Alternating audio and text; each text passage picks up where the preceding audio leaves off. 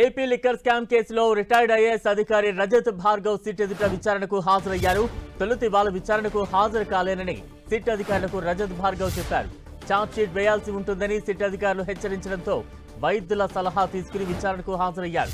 గత ప్రభుత్వ హయాంలో రజత్ భార్గవ ఎక్సైజ్ శాఖ ప్రత్యేక కార్యదర్శిగా పనిచేశారు.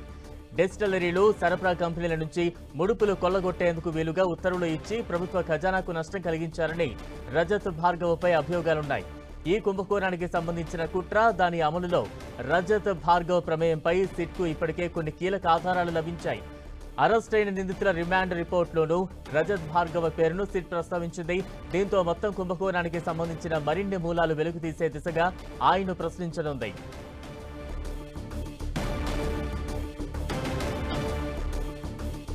సిట్ విచారణకు రిటైర్డ్ ఐఏఎస్ రజత్ భార్గవ్ హాజరయ్యారు. తాజా అప్డేట్స్ అందించేందుకు మా ప్రతినిధి విజయ్ చంద్రన్ సిద్ధంగా ఉన్నారు. విజయ్,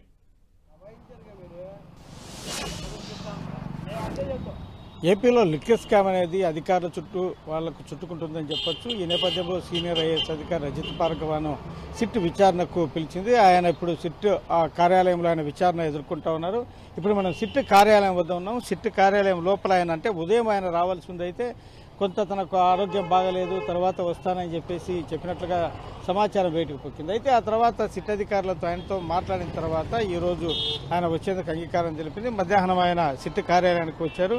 ఈ సిట్ కార్యాలయంలో ఆయనను విచారణ జరుగుతూ ఉంది. రాజకసిరెడ్డి ఆయన ఈ కేసులో ఏమనగా ఉంటున్నాడు. ఈ అబ్కారీ శాఖను ఆయన శాసిస్తూ ఉంటే కనుక సీనియర్ ఐఏఎస్ అధికారి అయి ఉండి మీరు ఎందుకు ఊరకున్నారు అని చెప్పేసి ఆ సిట్టు ఆయన ప్రశ్నిస్తున్నట్లుగా మనకు తెలుస్తూ ఉంది. ఈ ఎక్సైజ్ శాఖ ప్రధాన కార్యదర్శిగా ఆయన పనిచేసేటప్పుడు ఈ లిక్కర్ సంబంధించిన కుంభకోణము జరిగింది. అయితే దీనికి సంబంధించి దాదాపు 3,500 కోట్ల రూపాయలు పెద్ద మొత్తంలో చేతులు మారాయి. భారీ స్కామ్ జరిగింది.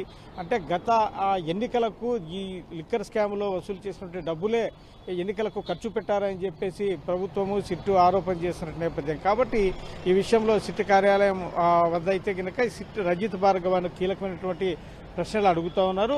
దీనికి సంబంధించి ఆయన ఎవరెవరిని ఈ కొన్ని బాధ్యతలు ఎవరెవరికి అప్పగించారు, అప్పగించిన వారి నుంచి ఎవరికి డబ్బులు చేతులు మారాయి, వారు ఎక్కడికి తరలించారు, దీనికి సంబంధించినటువంటి వ్యవహారాలు ఏమి అన్నింటినీ కూడా ఆయన కూలంకషంగా అడుగుతున్నారు.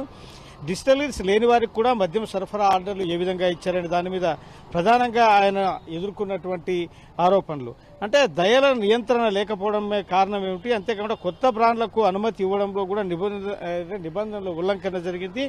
సత్యప్రసాద్ అనే ఎక్సైజ్ అధికారికి ఈ బాధ్యతలు ఎందుకు అప్పగించారు, ఈ కొత్త బ్రాండ్లు మార్కెట్లోకి వచ్చినా కూడా మొదట 10,000 బాక్సులకు మించి ఆర్డర్లు ఇవ్వరాదని నిబంధనలు ఉన్నా కూడాను మొదటి నెలలోనే 1,80,000 కేసుల దాకా వాటికి అనుమతులు ఇవ్వడం జరిగింది. ఇదంతా కూడాను ఏ విధంగా చేశారు, ఇవన్నీ కూడాను నిబంధనల ఉల్లంఘనకి ఇస్తాయి. కాబట్టి దీంట్లో మీ పాత్ర ఎంత మేరకు ఉంది అని చెప్పేసి సిట్ అధికారులు రజత్ భార్గవను ప్రశ్నిస్తున్నట్లుగా మనకు సమాచారం అందుతూ ఉంది.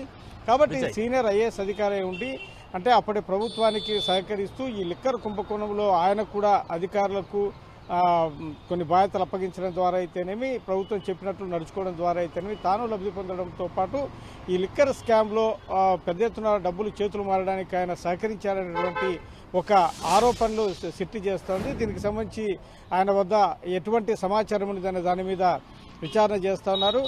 ఆయన నుంచి వచ్చేటువంటి ఏదైతే కనుక ఆన్సర్ ఏదైతే ఉందో దాన్ని బట్టి ఆయనను అరెస్ట్ చేయాలా లేకుంటే కనుక మళ్ళీ విచారణకు పిలవాలనే మటుకు సిట్ అధికారులు నిర్ణయం తీసుకుని ఉన్నారు. Right, thank you Vijay.